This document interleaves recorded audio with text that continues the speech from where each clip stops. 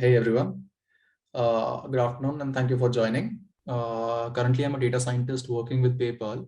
I have overall experience of around 4 years and I have worked in various, let's call them industries or segments. So my experience revolves around building end-to-end ETL pipelines to working on statistical data analysis. And I'll try to help you out, help everyone out here with what exactly you need to think about or even take care about before you import any model of your choice or any library. So we'll try to progress it in that way. Let me share my screen so that I can show you. In fact, okay, screen share. So we'll start with a basic introduction about data science. I'm sure everyone here knows what data science is in basis or what exactly the term means. But just to give you a brief recap or walkthrough, data science is a field which deals with two domains or two subdomains, as the name suggests, data and science. So the thing about data science is it brings in the decisiveness of data with the flexibility of science, right? These days, data science has been a term that has been thrown around very loosely around the industry. And thanks to the title sexiest job of 21st century by Harvard, I think everyone and anyone wants to be a data scientist, and industries are throwing this term around loosely. What is happening is they are, yeah, hi, the screen is not visible. I'm not sharing the screen, some issue on that end. I'm sorry. So lot of tasks and lot of segments have been clubbed under this single domain of data science. If you look closely under this umbrella, you'll see that people are working on data analysis using SQL, Python, R, and they are data scientists. You'll find that people are working on data visualizations using various tools. It could be Python, R, Tableau, Power BI. They are data scientists as well. Then we've got the favorite term of everyone, machine learning. So people working on forecasting and machine learning, deep learning models, and they are called data scientists as well. So my point is this particular term is being vaguely thrown around and a lot of things are being clubbed under this single domain. But one should always know what kind of path or career they want to proceed or pursue, and they should make this choice of coming into data science with clear mindset. So when you walk into data science, you should know if you want to work on statistical data analysis or if you want data visualizations, or again the favorite of everyone these days, machine learning models. So you should have that clarity before joining in any job of your data science career. But this session is not getting in depth about what you need to do once you are there or once you're making that choice. The session revolves around what kind of steps you need to take or think if you're working on a data. So I assume everyone might here know that data is the new oil of the century. Earlier, oil was the most heaviest or valuable item, but now it's data. So even though data is quite, let's say, valuable, it's not in the form that we want. We have to do a lot of things. We have to work on clearing it. We have to work on blending it, and a lot of problems that we have to solve before we can use any machine learning model on it. So just to give you a brief walkthrough of some of the steps that you might need, I was talking about what exactly do you need to do or think about before you pick any of those fancy models that you might heard of, random forest, XGBoost, deep learning, or whatever. So you need to think about a lot of things ranging from whether or not the data is in the form that you require. The data can have missing values or null values. And that could be a problem for a few of the models. There are some models available that can tackle that, but mostly you'll have to deal with these null values. You'll have to do something about that. The next step is, does the data have outliers or not? And what are outliers? We'll talk about that in a brief in about 10-15 minutes later when we are on that topic. And lastly, is there a need for feature engineering or not? So I have done missing values treatment. I've checked the outliers. Do I need to go for feature engineering? What exactly it is and why do I need it even if I do? So we'll talk about these three sections in a bit of depth for now. And let's see how far it goes. So talking about the first step, that is imputation, right? So and again, if anyone has any question, you can post it in the Q&A section and I'll be happy to take them after the presentation is over. It will help not to break the flow for everyone. So yeah, talking about imputation. Imputation is the process by which you handle or fill in your missing values. So let's say you pull in your data from any source. It could be any apart from Kaggle. Kaggle is a pretty amazing website, but the data is already clean up to a large extent. So when you're working on real life data, you'll have many issues with it, and missing values would be one. How do you tackle that missing values? How do you tackle those missing values? You can do a lot of things. You can work on extrapolation. Now, extrapolation is completely different term. We won't discuss much about that here, but a brief introduction about that. Extrapolation is the process by which you use your current data to extrapolate or to forecast what exactly your data might look like, your dependent variable, the independent variables. But imputation is something which you will use when you have got, let's say you've got 10,000 rows of data and 300 of them are missing or 25 of them are missing. They are missing in between. So you'll use imputation to fill in those missing values. Now, what exactly will you do in imputation? You can use various formats, like you can use mean, you can use median, mode or most frequent, and then there are constant values as well. So I'll explain each of them in a bit of depth. When you use mean, what you'll do is you'll take all the data that you have, and by all the data, I'm talking about training data. It's better if you split your data into train and test segment before doing all of this experiences, because else it might lead to data leakage and some other issues. So you've got your data handle, you've split it in train and test segment. Now you're looking at your train data and it has got some missing values. Let's say you're looking at an age column, right? So age column could have values from 0 to 50, 60. 0 won't be a value. So let's say that it's a data about the working class people of India.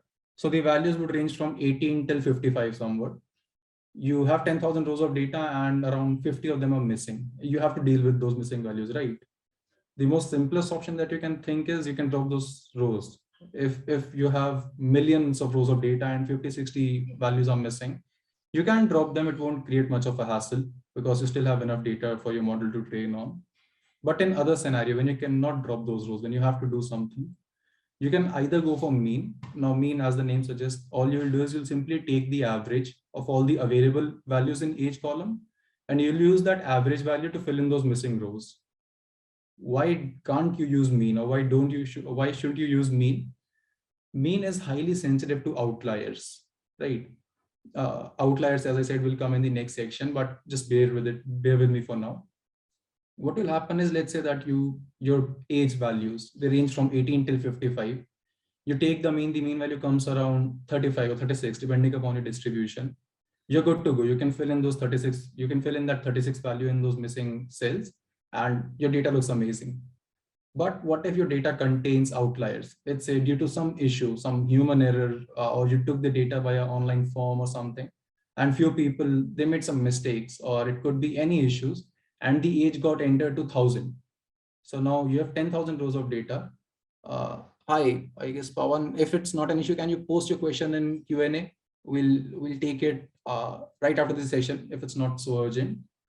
So let's say you have got 10,000 rows of data and around 500 rows of them are 1,000 value. So you can imagine how drastically it will affect your mean. So using the mean value, you won't be tackling those missing values correctly. The missing value or the mean value you fill in won't be theoretically or statistically correct, because it will be highly affected by those 1,000 value, 500 value points that you had. That's why you shouldn't use mean. Median, I am sure everyone here knows what's median, but just a quick recap over median. If you take your data, if you distribute on a single line, median would be the exact center point for your data distribution. The formula for even and odd are different, n/2 and n/2 plus 1, depending on what you have. So median is actually a better choice than mean, because median is not affected by outliers. No matter what your values are, let's say if the same example, you've got 10,000 rows of data. Out of them, 100 rows of data are 1,000 value. Another 100 rows are 10,000. And then you've got around 300 rows saying that the age is 20,000. You distribute your data on a straight line, you find out the mean, which will be the center point. It is not affected by those values, right? It will still say that, okay, out of 10,000, the median value lies somewhere around 5,000, 5,001, the middle point of that. No matter what you have on those values, it won't be affected by that. So median is actually a better way to impute those values as compared to mean. What will you do if you're tackling with categorical data? So categorical data is string-based data, or something that you cannot calculate on mathematical operations. So if you've got, let's say, email addresses or names, you cannot calculate the mean and median of those columns, right? In my point of view, it's even useless to use names and email addresses in the data because they won't give you enough information. But let's say that you are using, you have a column called gender. So gender could have values and you want to treat the missing values. Now you cannot calculate mean or median of gender. That's not possible, right? So what you can do is you can take out the most frequent or the mode.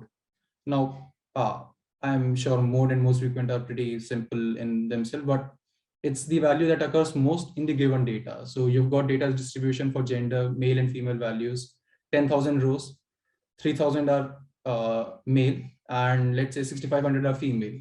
500 are missing values. So you find out the most frequent or mode, it comes out as female. So use female gender to fill in those missing values. It is still better than using mean because mean is still prone to outliers. A problem with this approach, with this mode approach again, is let's say that you've got two columns. You're working on any e-commerce platform you like. It could be Amazon, Snapdeal, Flipkart, any e-commerce of your choice, any e-commerce platform, you're working on that. You've got two columns. Column number one is the order date, and column number two is the shipment date, right? So your column one tells that, hey, on 13th of August 2019, a particular customer made an order. And column two states that on 18th of August 2019, this column got delivered, right? So you've got these two columns. Column one has some missing values. So you look around that, hey, I cannot perform mean, I cannot go for median. These are categorical or date time in nature. So I should go for mode. You go for the most frequent value. Turns out the most frequent date is around, it could be any value. Let's say it's around 23rd September 2019. So you find that 23rd September 2019 is the most frequently used order date. Most of the orders were placed on this date. You use this value and fill it in everywhere there's a missing cell. A problem that might occur is the order date that you filled in will be 23rd September 2019, while the dispatch date or the shipment date, which is in real, shows that the order got shipped on 22nd August 2018 or 19. So you ordered the product on 23rd September and it got shipped on 22nd August. That's completely impossible. Until and unless someone was using a time portal, that does not happen in real life, right? So that's why you cannot go for most frequent or modes or any of these methods blindly. You should know your data. You should know what kind of problem you're dealing with, what kind of distribution you have. And you should think about what problems might occur if I go for any of these values or any of these methods. And to do that, you need to understand what are the pros and cons of this, of every possible method. I've already told you about mean, why is it used, why should not be used. I've told you about median. I've told you about mode, the pros and cons. Lastly, it's constant value. So the name is pretty clear. You can use any constant value. It could be anything. You're talking about gender again, male, female, you have got missing value. You decide you will replace them with NA. NA is not applicable, NA and whatever constant you want. You can go for that. Again, side effects or problems. These NA values that you're filling in, they do not convey much of the information, but they are still pretty better than going for a misinformation, or not giving anything is still better than giving something wrong, right? So you have to make this kind of a trade-off depending upon what problem you're solving. It also depends upon the type of missing values you have. So missing values are of three types, basically.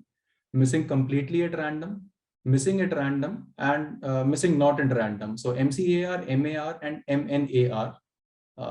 Take this with a pinch of salt. I might be a little rusty on the names and let's call them definitions, but mostly these are the three types.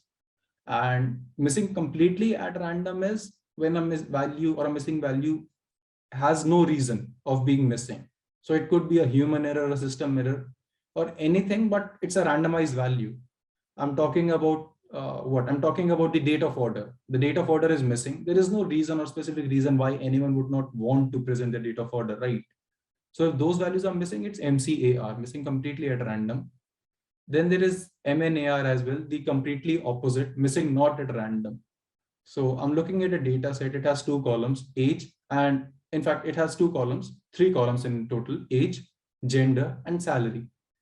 You'll see that in age column, there are pretty much missing values, let's say 35, 40 missing values. In salary columns, there are again 25, 30 missing values. Genders are completely filled. Now, don't take my word on it, but it's a healthy example I'm taking. So you start diving into the data, you see that, okay, wherever the gender has been mentioned as female, you can see that 35% or 40% of the missing age values correspond to female, or let's say 75 to 80% of the missing age values correspond to female gender. Likewise, 75 to 80% of the rows where salary is missing have gender as male. So it is a common tendency or a common belief that males do not want to share their salary and females do not want to share their age. So just a healthy example again. So if you look at from this perspective, you'll realize that these values are not missing at random. They were omitted on purpose. So you might not want to do much with them because the author did not want to share these values. So they being missing, these values being missing actually convey some information. So on these, you have to think on these thoughts. You have to think about why and exactly the reason why particular value is missing. What does the missing value convey? And what are the pros and cons of the available methods that I can use to treat them? Based on these decisions, you can, or based on these thoughts, you can decide how to proceed with those missing values. And once you're done with it, your data will be a bit better than it was earlier when it had missing values. So more or less, that's the general idea about imputation. Let's see what exactly we've got. I think we've got a question. Is it still the first slide? I see only the first one. I'm not sure which slide you're seeing, but right now, I hope everyone can see the slide title imputation. If anything else, please let me know in the chat. Correct. Okay. So yeah, the slide right now is imputation and you're still discussing about it. I hope, I think it's some error on your end. Victoria, please see if you can correct that. Moving on to the next step, which is outliers. So as I was talking about outliers in the previous slide and even the slide before that, outliers can be understood as those values that do not confine or do not lay themselves to the normal distribution of your data. Again, the normal distribution I'm talking is not the statistical normal distribution. There are various distributions. We have normal, we have binomial, uniform, Bernoulli, we've got Poisson distribution, exponential and whatnot, but the normal distribution here does not mean those statistical ones. The normal means, let's say that you've got 1,000 rows of data and 950, 980 rows of data or 980 values out of them confine themselves to a specific range.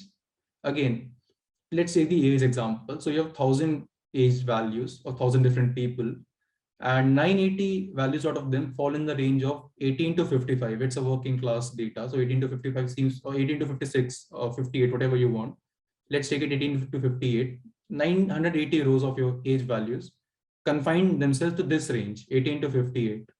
Then you've got 20 other age values, which are saying either negative, zero, or it could be, let's say 5 values are negative, 5 values are zero. Then out of the remaining 10, you've got all of the 10 values as between 10 to 15 or 10 to 18.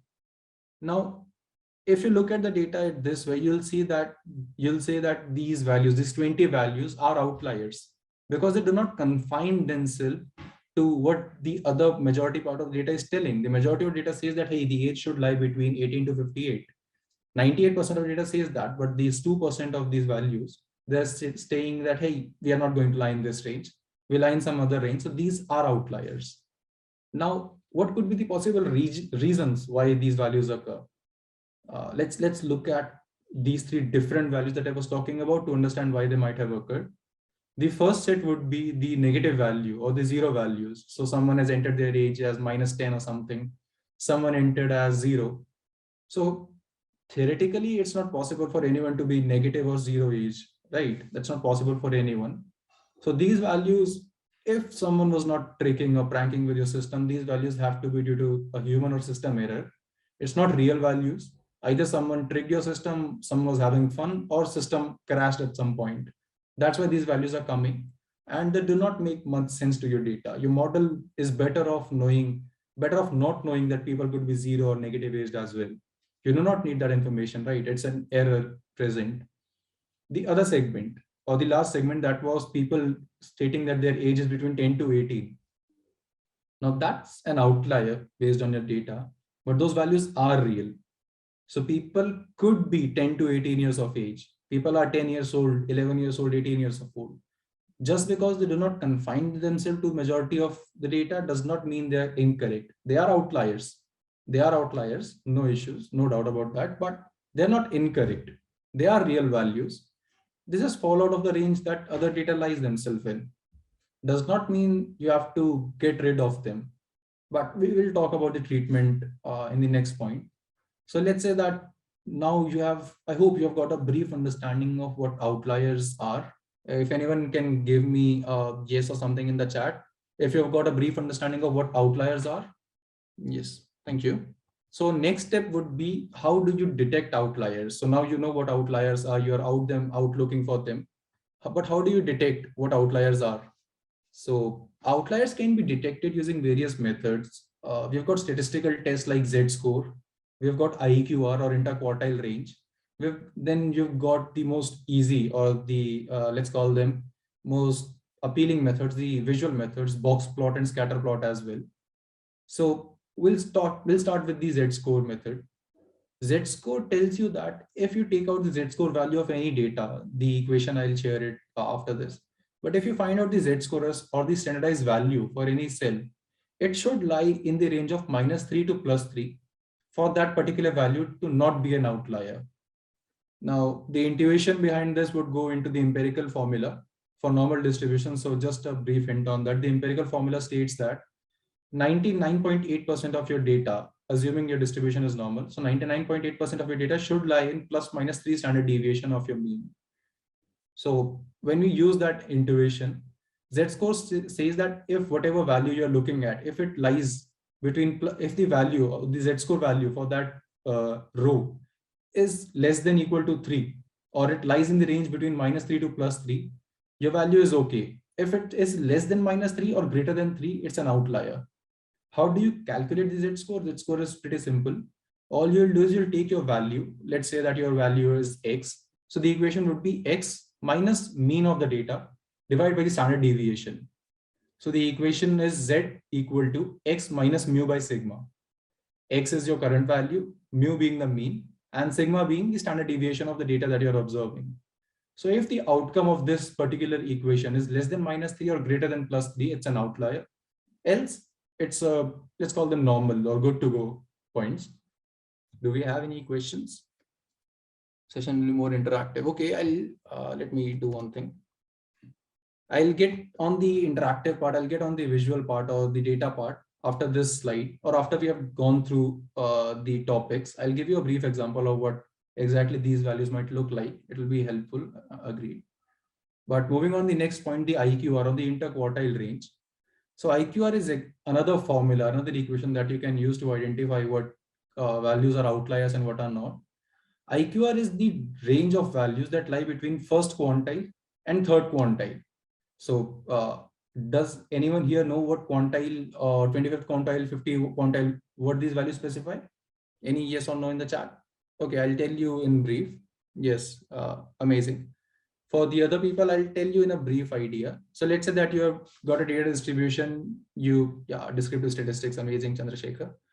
So, okay. So if you've got a data distribution, you try to divide it into buckets. You want to see what are the 0 to 25th percentile value. So you want to check, hey, if I divide it into 4 equal buckets, 25, 50, 75, 100, I want to know what kind of values lie between 0 to 25 range. That is, what is the lowest 25% of my data? That's 25th quantile. Then we have 50 quantiles, 75th quantile, and so on and so forth. You can have any values you want. So IQR is the range of values lying between 25th and 75th quantile. That is the first and third quantile. You take the range between that, that's your IQR. The difference between that is IQR. But how do you use IQR to calculate or find whether a particular point is outlier or not? So the equation is written down. You take the Q1 value or the quantile 1 value, whatever you have in your data, the 25th quantile, 25th percentile value, sorry. So Q1 minus 1.5 times IQR. So you take Q1, or you take the 25th percentile value, you take the 75th percentile value, you subtract these two values, you've got the IQR. Now, Q1 minus 1.5 times IQR is the lower bound, and Q3 plus 1.5 times IQR is the upper bound. If any value in your data confines themselves to this range, the range between these two lower and upper bounds, it's okay to go for it. If it is less than the lower or greater than the upper bound, you can call them as outliers. Again, I am saying them, you can call them as outliers, but they're not definitely outliers. Outliers, they are hard to catch if you, and you'll need some domain expertise and data knowledge to catch them. But these equations, these methods can help you identify few of them. The next one is scatter plot. Now, scatter and box plot are two visualization methods. I'll talk about scatter plots because it's relatively easy to identify an outlier. So you've got your data, you've got x-axis and y-axis. It could be any two axes. Let's say that you've got x-axis is height, y-axis is weight. So you want to see what kind of distribution does height and weight follow. You plot all your data between these two axes, and you see that, hey, though majority of my data lies at a particular point, I can see 2, 3, 5 values that are extreme upwards or extreme lowerwards, right?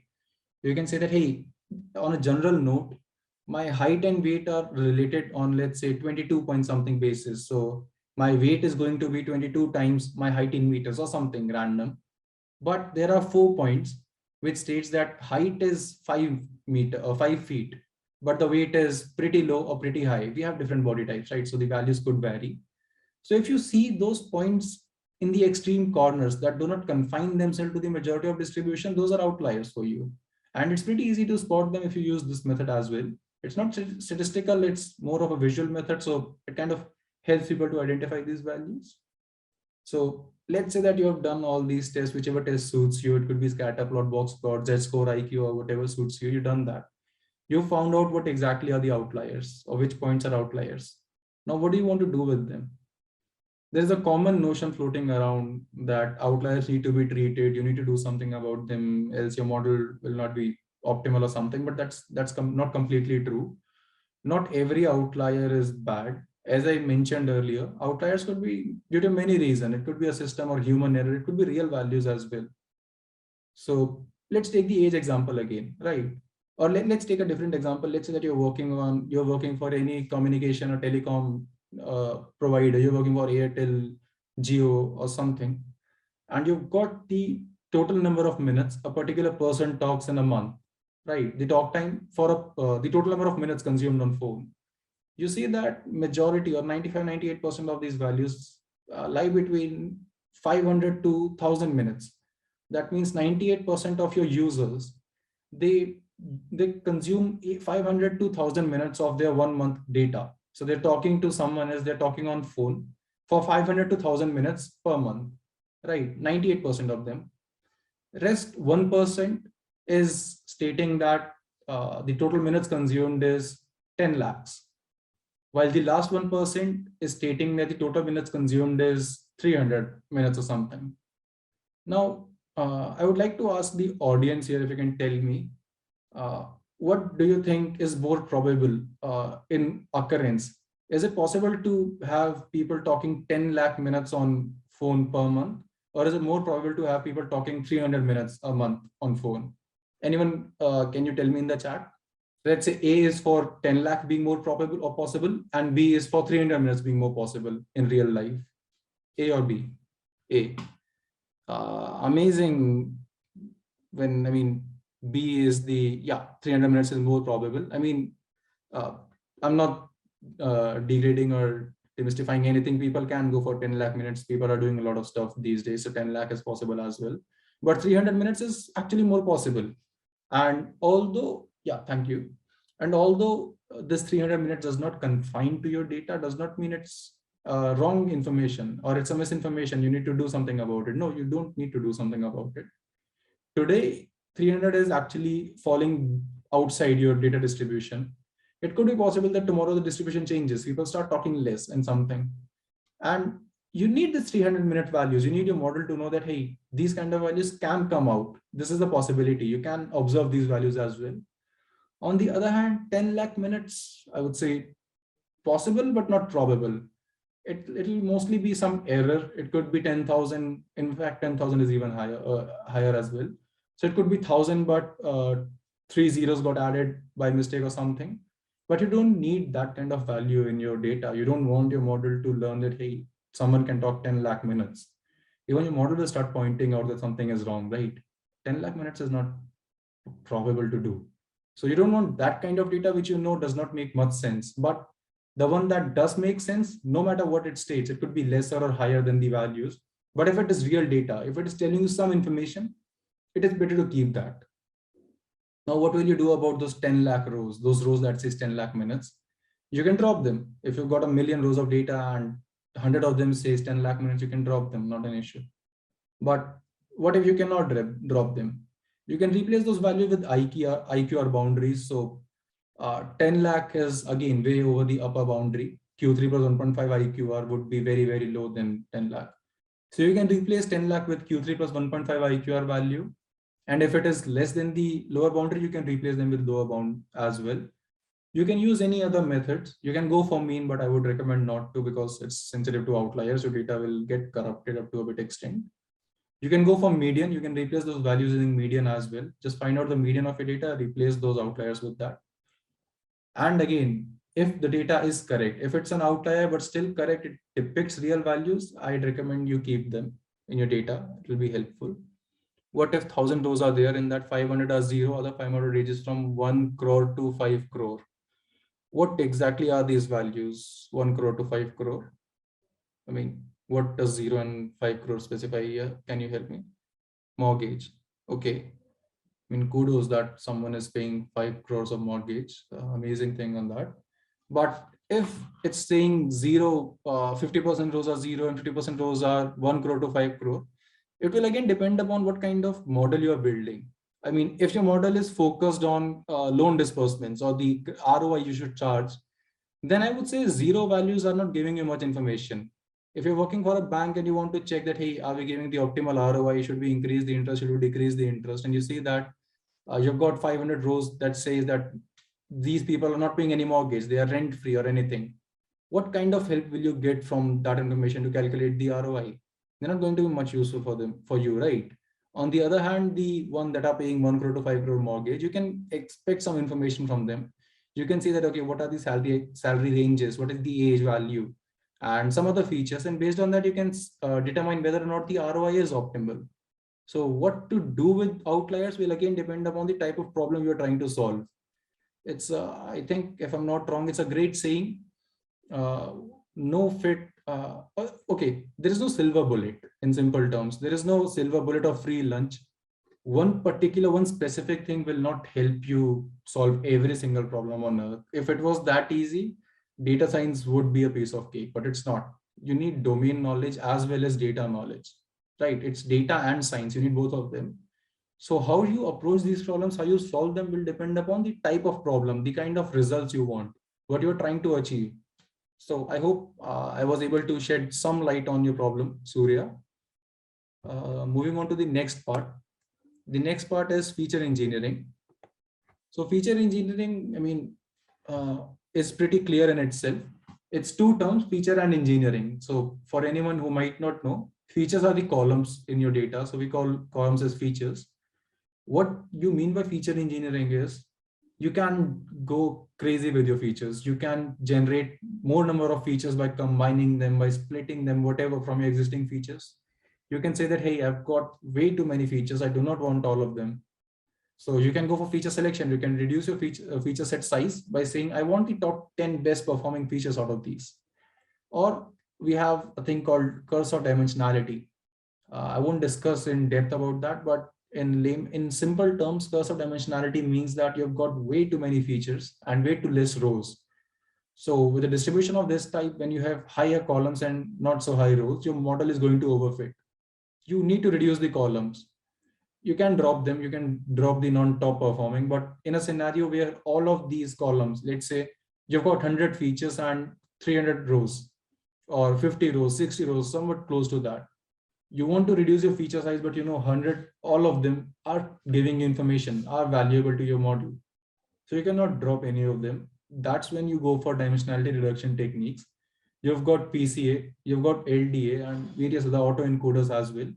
What these techniques will do is they'll try to combine your existing feature set into one. So in simple terms, you can assume that, let's say out of 100, it picks up 10 features. it will try to combine them into a single feature and give it to you. So now your feature set is reduced from 100 to 10 by 10:1 combining ratio. This is not these things work, but just an example. So this way you can keep the information. The variance drop will be pretty less. The information drop will be pretty less, but the feature set size will reduce drastically. The downside is you lose the explainability. So even if your model gives you amazing results, even if you're achieving whatever metric you dreamt of, you don't know what kind of feature is contributing how much. I'll get to that in a minute again. But how do you proceed with feature engineering? So let's start with generating more features, right? So let's say you've got a date column, order date again. You've got order date. What you can do is you can split it into multiple values. You can get a column stating date of month. You can get a column stating week of the year, or day, let's say day of the year, whichever day it is, 0 to 365. Then you've got some other two features. One feature could be about the price, another feature could be about the quantity ordered. You can derive a third column talking about the unit price. Take the price divided by the quantities, you'll get the unit price as well. So you can use this basic arithmetic transformations, or let's say splitting of features, to generate more features. Let's see, we've got some questions. How is the t-SNE model for dimensionality reduction? t-SNE is actually an amazing model, but honestly speaking, it is a bit out of the course for this discussion. I mean, t-SNE, when you're talking about t-SNE, you're going deep down the statistics. So we're getting some questions. Yeah, I see t-SNE is pretty famous or popular here. So it is an amazing model. I mean, talking about any model, it will do the job you want. It will give you the results you want, but it kind of depends on what extent you are going to. You can, if you want something fancy, you can go for autoencoders as well.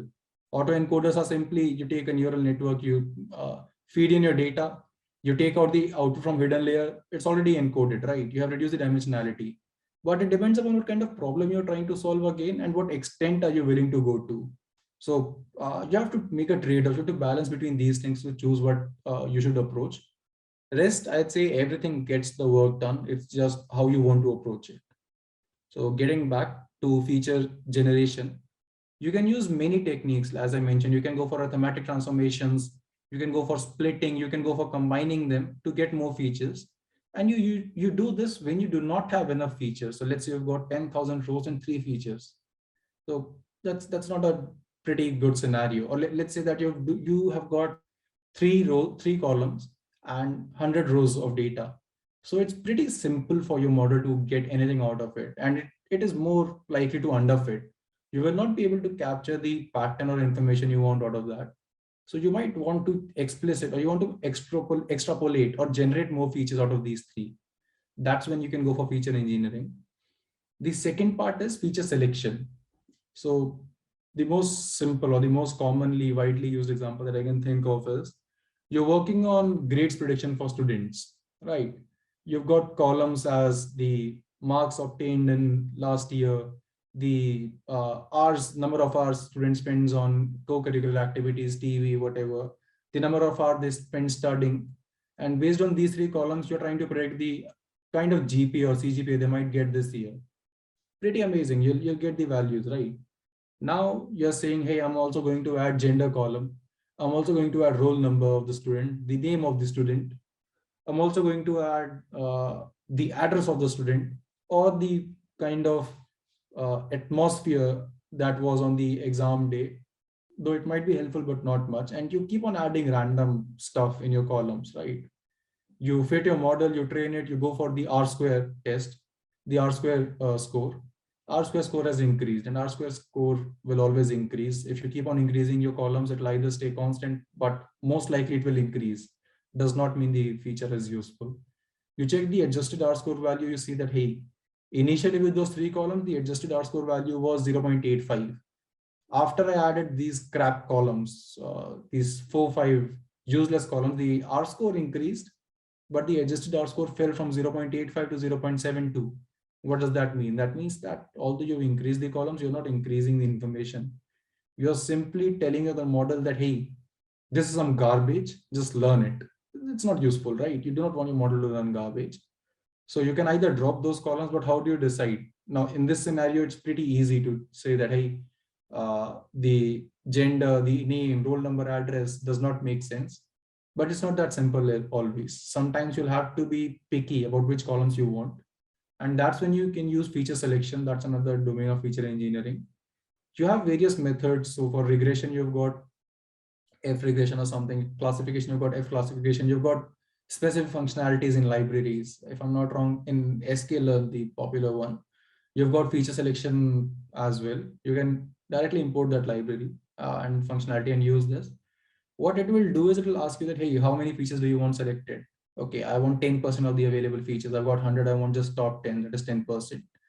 So now it will generate different subsets of your existing feature set and say that, hey, based on the score I'm calculating, the R score, R square score, adjusted R square score, whatever metric preferred, based on these scores, this particular subset of 10% features, let's call that subset C.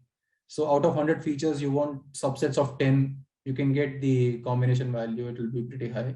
So it says that, hey, out of all those subsets available, subset C is giving the highest adjusted R square. This is your answer. You need that subset C. You go with that. You're happy with that, right? So this way you can reduce the number of features available and cherry pick the top N or top K of them. Last one, as I was mentioning, is cursor dimensionality. Same problem, pretty much same problem. You've got 100 features. You want to reduce it down to 10, but you cannot afford to drop any of them. All those 100 features are important for you. They are giving you some information you cannot afford to lose. So you cannot drop those columns. What you end up doing is you end up doing techniques like PCA, principal component analysis, LDA, linear discriminant analysis, autoencoder, TSD was mentioned repeatedly, so that as well. What these models will do in general, do not take my word for it, because the exact definition, exact working will get pretty complicated, and I like to keep it simple for now, for this session. So what these methods will do is they'll take out all these different 600 columns that you have, combine them into different subsets. So it takes 100 columns, let's say it takes 10 columns, combine them into one, another 10, combine them into one. This way you get 10 columns that contains the information of 100. Now you might decide that, hey, I do not want the last 10 columns. They're not giving much information. You drop them. And as it occurs, you lost 5% of information. So you dropped 10 columns, you lost 5% of information. Now your model still contains 9 columns with 95% of the information available. Pretty good scenario. But what's the problem here? I mean, everything has a catch, right? So the catch is you train your model on this data, this reduced data, you get some answers. Now someday a particular guy or girl comes to you, co-worker, client, investor, whatever, they ask you, hey, you're telling me that, let's say it's a sale based data, you've got the amount of money you're pushing into different ad sources. It could be Google ads, Facebook ads, Amazon ads, whatever. You've got 100 different sources you're pushing money into, and a column that tells you about sales.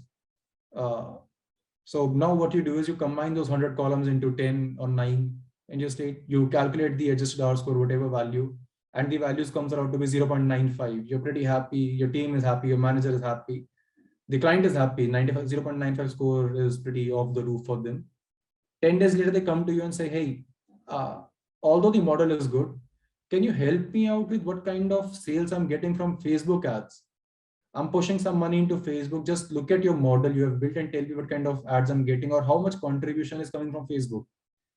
You're stuck there because your model does not recognize Facebook, right?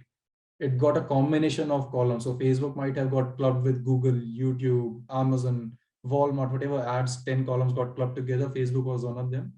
And now your model does not know what Facebook is, what Facebook does. It can tell you that, hey, out of those 9 columns you fed me, column 1 is 35% responsible. Could be possible that Facebook lies in column 1, but how will you know? Even let's say miraculously, some miracle happened, your system starts speaking to you, the model you trained, it gained voice and it pointed out that, hey, column 1 contains Facebook.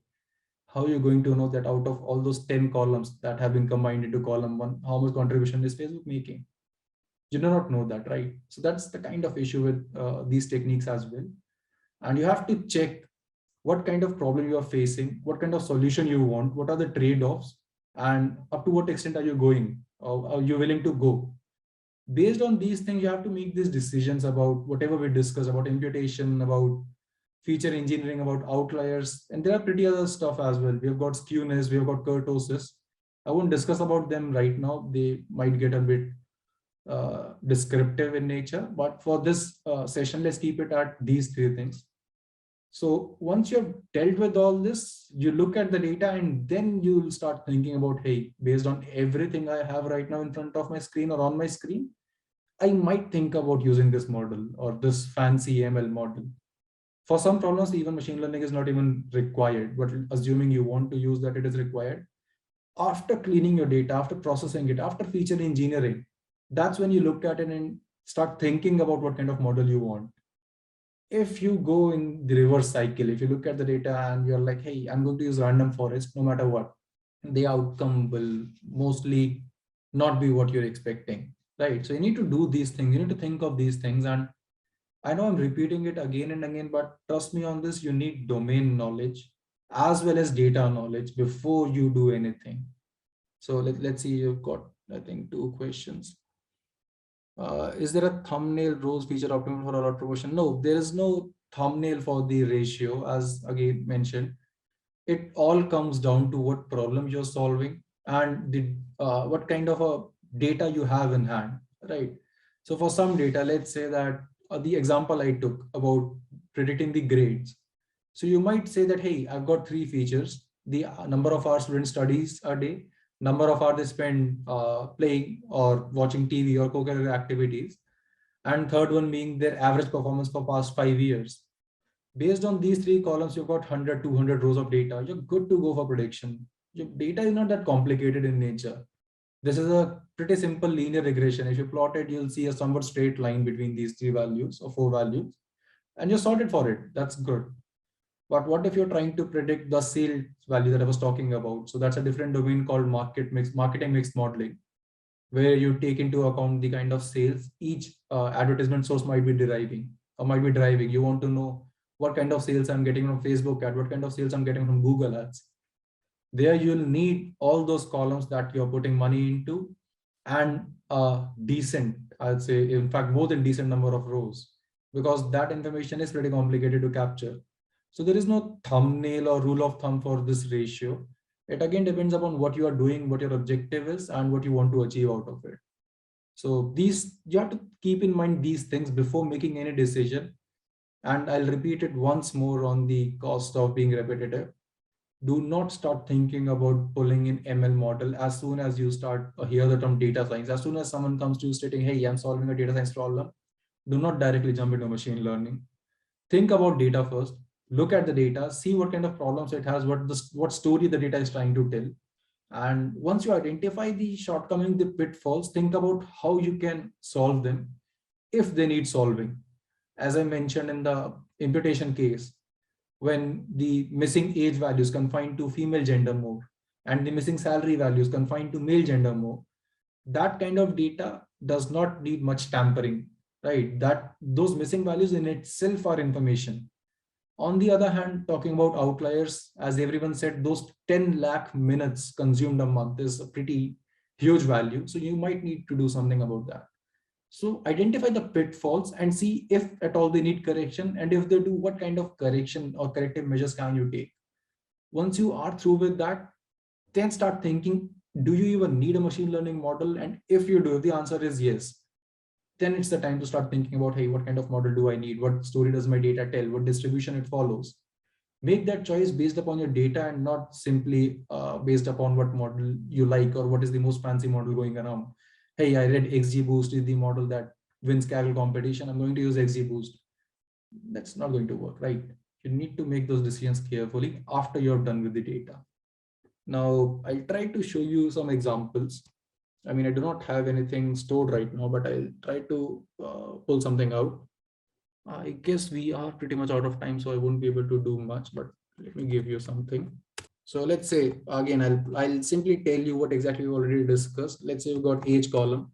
You've got values ranging from 35, 18, 19, something going on. Let's make it easy for everyone. You've got these values, right? Till 39. Let's say this is your data. Now it repeats itself a huge number of times. This is your total data that you have, right? You'll see that, okay, if you can see the statistics, you'll see the mean value is 28.5, right? Let's say I remove this row. This 20 is gone. Yeah, Sai P, I see you've raised hand. Screen is not visible. Okay, let me share my screen again. Let me know once the Excel is visible. So I'm simply plotting something we've already discussed. We've got an age column, right? And we've got pretty amazing values. The distribution is from 18 to 39, and then it kind of repeats itself. Just for sake of this example. Uh, yes, thank you. So you'll see that the average value for this data, yeah. So the average value for this data turns around 28.67. Now a person is going to filter or enter that they are 28.6 years old. It'll be 29 years old, right? So you look at this, you'll say that, hey, let's go for the mean value imputation. Let's go for 29. What if we have some other values, 1,000, 100, and then a pretty amazing human, the immortal kind. So now let's look at the mean. The mean or the average comes around 1,528 years. So either all of your participants are borderline immortal, or you've got outliers in your data. You cannot fill in the missing value of 1,500. People won't like it. Model won't like it. The investor won't like your clients being 1,500 years old, right? This is a kind of scenario where mean would fail. You can go for median in this, and once you figure out the median value, you can start using that to impute it. Now let's look at a different example. Let's look at height and weight, the one we discussed. The height is somewhat constant. Let's make it like this, although a person to be 7 and 8 feet is probably problematic. Yeah, and this person is around, again, 5 feet tall. The weight in kgs, let's say, it ranges from 70, 71. I'll look at the questions in a second. It ranges around this range. Can we use ML for small data set? I would say don't use ML for small data set. Your model will overfit. If you have 30 rows of data, you do not give your model enough information to learn something, right? And you do not want that. Your model will be overfitting or under, depending upon what kind of columns you have. Your model will either underfit or overfit, but in any scenario, 30 rows is not recommended. Yeah, these are pretty straight lines right now, so you won't be able to get out much out of it. But let's say that you've got your height on the x-axis and your weight on the y-axis. You'll see that most of your data lies around this particular circle, which means it's okay. It's okay. But then we've got this guy who is 180 kg and another person who is 22 kg, 5 feet, 22 kg. Now you can see that although most of your data confines itself into this particular region, we've got one value lying way above and another value lying way below. These two are outliers. You can look at the data, you can look at the distribution and identify, hey, these two are outliers. I might need to do something about them. Although you shouldn't do, because people could be 180 kgs and people could be 22 kgs. So depending on what kind of outliers they are, what value do they, what information do they deliver, you will have to think about what to do. But you can use this simple scenario to see if there is an outlier by using scatter plot. You can do the same by using box plot, z-score and IQR as well, but this is pretty simple to do. I'm not saying use scatter plot always. Go for statistical tests as well. They are much informative in some sense, but yeah. Let's see. I think that's all from my side. If anyone has any questions, I'll be up for them now. So okay, we've got Q&A. What kind of machine learning or deep learning we can make to put in our resume? By the way, currently I'm in third year. Hi Vivek. You're in third year. I would say, I think I pretty much answer something on the lines of this question. It needs to resonate with the kind of problem you're trying to solve, the career choice you're trying to make, or what interests you more, right? Machine learning and deep learning, they are very fancy term, but they are being thrown around way too loosely around the industry. You'll see people are putting the Titanic data set or the Iris data set in their resume, or even stock prediction. Take it from me, do not use these three scenarios. Uh, Titanic and Iris are way too common. Everyone is putting them in resume. They do not deliver any information. And stock market is way too volatile to be predicted by ML model directly. So it's more of a negative sign than a positive sign by putting these three models. But if you are more interested in machine learning, let's say you understand the mathematics better, again, before even thinking about the project, start looking into what these models talk about. What exactly does linear regression talk about? Not just simply importing the sklearn file or library. What goes behind these things? And then once you have figured out that, hey, the mathematics, the equation, the derivation of these classic machine learning models resonates more with me, I'm pretty much comfortable talking about random forest than I'm about RNNs or LSTM. Might be you should think about going for a classic machine learning modeling project. It could be any project that you find interesting. It could be trying to predict the air quality index. It could be trying to predict the number of cars you can see on your road any day. Any kind of data that you can get your hands on, which conveys somewhat real information, is more than likely helpful for you. But again, do not go for these three: Titanic, Iris, and stock prediction on your resume. You can go for the two above, Titanic and Iris, for your practice for getting your hands dirty, but don't put them on your resume, these three. If data is highly imbalanced and there is a mixed behavior in both class, how can we tackle this situation? Amazing question, Priyanshu. So you've got a lot of techniques to handle data imbalance or class imbalance. One is the top of my mind is overfitting and oversampling and undersampling. In oversampling, what you'll do is you'll take the segments of your majority or the minority class, and you'll try to duplicate them. So you'll take the existing data in your minority, and you'll try to create some more samples along the same lines. So it could be linear transformation or something. This way, you're increasing the number of rows in minority class. Undersampling is you'll try to reduce or just get rid of some rows from your majority class. With a pinch of salt, both these methods have their pros and cons, so choose wisely. Undersampling would mean you are getting rid of some rows, so you're losing some data. Oversampling can lead to overfitting because you are simply regenerating existing data. Another thing you can do is you can play with the metrics. You have different metrics. You've got precision, recall, balanced accuracy, and whatnot to help you identify the performance of a model irrespective of the majority minority class. So that's something along the lines you can do. I'm working in thermal power plant, 13 years of experience. We are developing process optimization model, which optimizer best suited for process parameter. Okay, first of all, it's pretty open-ended and I would say vague problem because I'm not able to understand what exactly are you trying to optimize. But assuming that you want to optimize something along the lines of categorical value, you want to optimize the number of hours particular machine is running or something, I would say go for a regressive. Obviously, regressive value, it could be adjusted R square or something. Regression problem, again, it's pretty open-ended, as I said. It could be that you want to reduce the number of hours and you are looking at the R square value, the adjusted R square value, the MAE, mean absolute error, mean squared error. It will depend upon what kind of trade-off are you ready to maintain. What does your data say? If your data has outliers, MAC, let's say that on a specific day you ran your machines for 20 hours and on average you are running them for 12 hours. So you want your model to punish the day it ran for 20 hours. That is, you want your model to heavily punish those outliers, those extreme values. Go for MAC, mean square regression. Screen is not, I haven't shared the screen. So that's why it's not visible. If you do not want to go for punishing those heavy extreme outliers, go for MA, go for adjusted R square. It depends on the problem. How can ML deal with collinearity? Should it be tested before?